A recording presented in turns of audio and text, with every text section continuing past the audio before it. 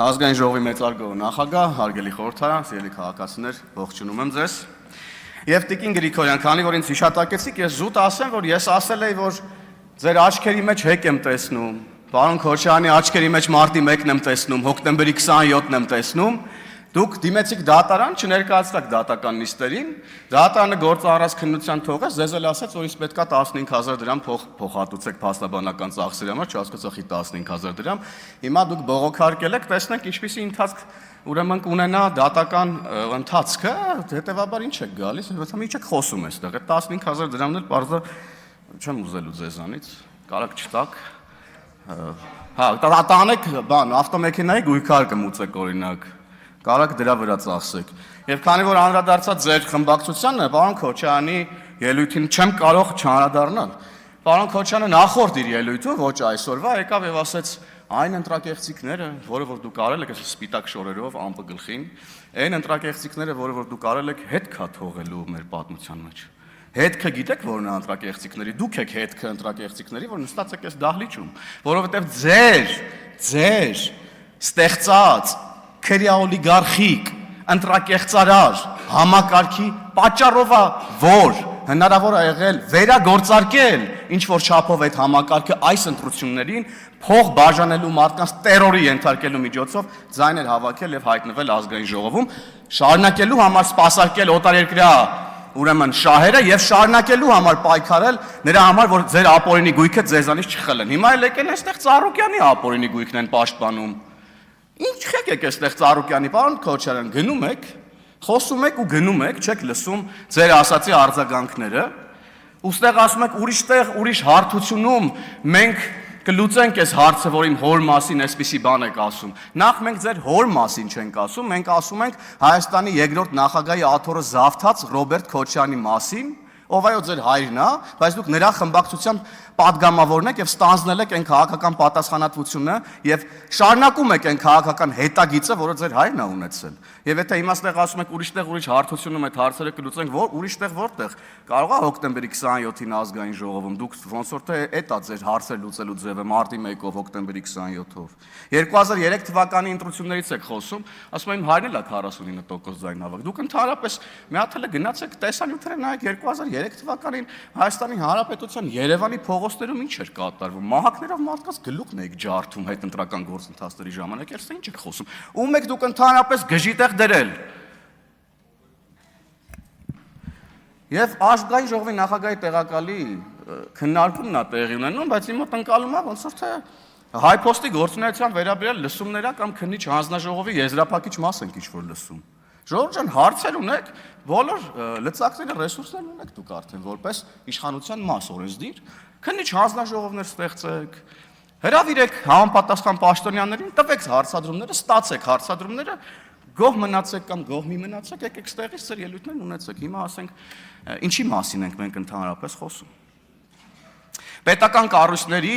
աշխատավարձերի եւ պետական կառավարման ներքո անցած ընկերությունների աշխատավարձերի մասին ենք խոսում, համեմատում եք, դե ասում են մասնավորը հասկացանք, որ այսքան փող է տալի, պետական կառավարման ներքո լինող եղող կառույցների աշխատավարձերը խի այդպես բարձր։ Հա բա ամենալավ ծառայությունը իր քաղաքացիներին պետքա պետություն է մատուցի։ Բա պետքա բարձր լինեն պետական ծառայողների եւ պետության համար ծառայություն մատուցող ընկերությունների աշխատակիցների եւ հատկապես ղեկավար կազմի աշխատակիցները, որ Հայաստանի Հանրապետության քաղաքացին պետությունից ստանա ամենալավ ծառայությունները։ Դուք դա պետքա լավ իմանաք, պարոն Կարապետյան, որպես բիզնեսի գիտակ, հեծի նաեւ խորհրդի անդամ եւ այլն եւ այդպես շարունակ։ Գիտեք, հեծը հիշեցի, որ հեծից խոսում եք, եկեք նայեք ստեղ ասեք այդ ինչու են հեծի աշխատակիցները ընդդիմադիր հանրահավաքներին մասնակցում։ Եկեք ստեղ ասեք, դրա մոտ պարզաբանում արեք։ Կասեք, պարոն Ղազիմյան, ինչու են աշխատանքից ազատվելու սպառնալիքի տակ հեծի աշխատակիցները մասնակցում ուրեմն ընդդիմադիր հանրահավաքներին ամենատարբեր ժամանակներում։ Գգաք եւ այստեղից կպարզաբանեք եւ ինձ զարմացնում է եք դուք խառնվում իրար պետություն պետականացնել բառից։ Պետականացնում են ապօրինի գույքը ժողովրդին վերադարձնելու համար։ Այդպես տեղի է ունեցել, տեղի է ունենում եւ շարունակելու է տեղի ունենալ։ Շարունակելու է տեղի ունենալ այդպես։ Ապօրինի գույքը մի ընդհատեք ինձ, պարոն Կարապետյան։ Մի ընդհատեք ինձ, պարոն Կարապետյան։ Ահա։ Եվ պետություն բառից դուք սարսափում եք, եւ ես այն օրը ձեզ հարց տվեցի, պարոն Կարապետյան, ոչ մի պատասխան չստացա։ Ինձ իրոք հետաքրքիր է, էլի, մի հատ եկեք ասեք Հայաստանի Հանրապետությունը քանի քառակուսի կիլոմետր է իր միջազգայինորեն ճանաչված սահմաններով, որովհետեւ ասում եք մարզային այցելություններ են կանելու, գյուղեր համայնքներ եք գնալու։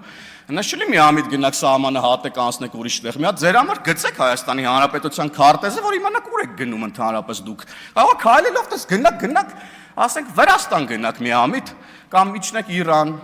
չգիտեմ, Ադրբեջան միամիտ հայտը, Թուրքիա դեմներդ միամիտ։ Գցեք Հայաստանի Հանրապետության քարտեզը, մի հատ իմանաք ուր եք դուք ընդհանրապես գնում։ Որն է ձեր հայրենիքը։ Որն է ձեր հայրենիքը։ Պատասխանեք այդ հարցին, պարոն Ասլյան, մի ընդհատեք ինձ իմ ելույթի ժամանակ, ես ձեզ խնդրում եւ հորդորում եմ, հարգելի գործընկեր։ Ամեն դեպքում այդ սահմանը գծեք հանկարծ դուրս չգաք Հայաստանի Հանրապետության տարածքից, չիմանանք ձեզ ոնց է հետ բերենք, հիմա էլ նոր պատմության մեջ ընկնենք։ Եվ հայրենիքի ձևակերպումը առհասարակ պետքա մի հատ գաք այստեղ ասեք էլի, որոնց դուք ասում եք հայրենիք։ Ձեր հայրենիքը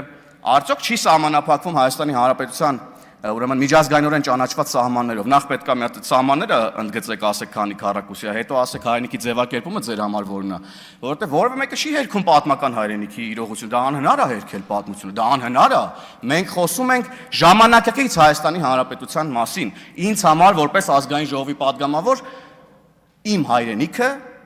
Հայաստանի Հանրապետությունն է իր միջազգայինորեն ճանաչված սահմաններով։ Այո, կա պատմություն, կա պատմական հայրենիք, բայց ես առաջնորդվում եմ որպես պետական գործիչ Հայաստանի Հանրապետության սուվերեն տարածքների պաշտպանության տրամաբանությամբ, ինչի համար երթվել ենք մենք միասին, իհարկե դուք առանց ոտքի կանգնելու, բայց ամեն դեպքում ստորագրել եք երթման տեքստը։ Եկեք ստեղ ասեք, որովհետև այն տրամաբանությամբ, որ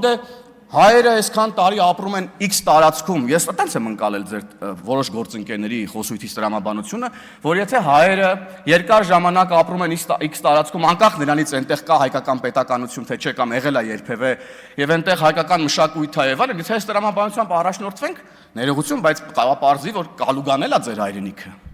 Մի քիչ էլ որ խորանանք, կարող է մի քանի տարի հետո, ասենք ԱՄՆ-ից տարածքային պահանջներ ունենանք, գնաք Գլենդելը ասեք, բան տվեք Հայաստանին, որովհետև այնտեղ միլիոնավոր հայեր են ապրում կամ 100,000-ավոր հայեր են ապրում։ Մի հատ էս տրամաբանությունն եկեք կիսվեք մեզ հետ։ Որն է ձեր տրամաբանությունը, որն է ձեր հայրենիքը, ինչպիսի տեսք ունի ձեր հայրենիքը։ Իրական հայրենիքը ժամանակակից, ոչ թե պատմական իրողությունների մասին ես չեմ խոսում, ես խոսում այսօրվա մասին։ Այսօր որն է ձեր հայրենիքը։ 150 տարի առաջ, որ լինեինք բոլորս, ուրիշ ձև էր լինելու հայրենիքի ձևակերպումը։ Ժամանակակից աշխարհում հայրենիքը մեր պետությունն է, միջազգայինորեն ճանաչված իր տարածքներով։ Հա, պարոն Ասլյան, բան էիք ասում։ Եվ շարունակելով, գիշերը երկուսին, հայտարարել եք, որ դուք հաղթել եք, երբ որ մենք, պարոն Հարությունյան երեք արդեն նկարագրեց մանրամասները։ Մեր ունեցած տվյալներով, բնականաբար, արձանագրում ենք այն տվյալները, որը այդ պահին կա, անում ենք քաղաքական հայտարարություն, շատ լավ իմանալով, որ մենք ենք այդ հայտարարության համար պատասխանատու։ Եթե օրինակ, ընտրությունների առավոտը կամ վերջնական արդյունքների հրապարակման ժամանակ էական տարբերություններ լիներ, մենք որպես քաղաքական թիմ այդ պատասխանատվությունը կստանձնեինք, բայց բան չի փոխվել, հետևաբար ինչի մասին եք դուք ընդհանրապես խոսում։ Այդ դուք չէիք մենք հենց ընտրությունների հաշվարկի ընթացքում ենք այդ հայտարարությունը արել։ Դուք դեռ ընտրությունները չսկսած։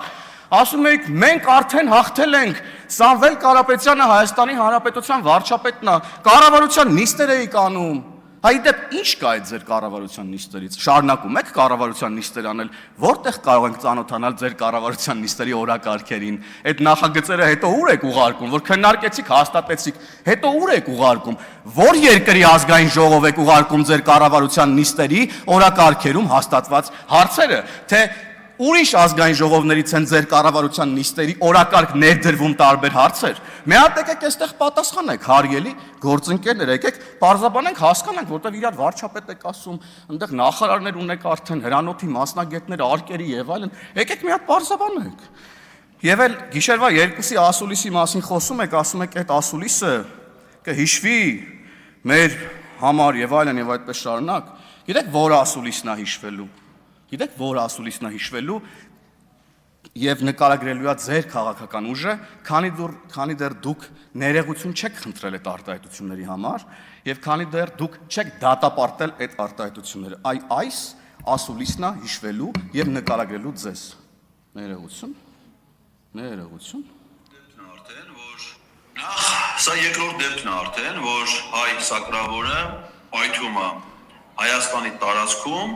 հայ զինվորի կողմից տեղադրված ականի վրա։ Մաղթում ենք, որ դա վերաբերվի բոլորին։ Ինչքան հայ սակրավոր կմտնի ականապատ դաշտ,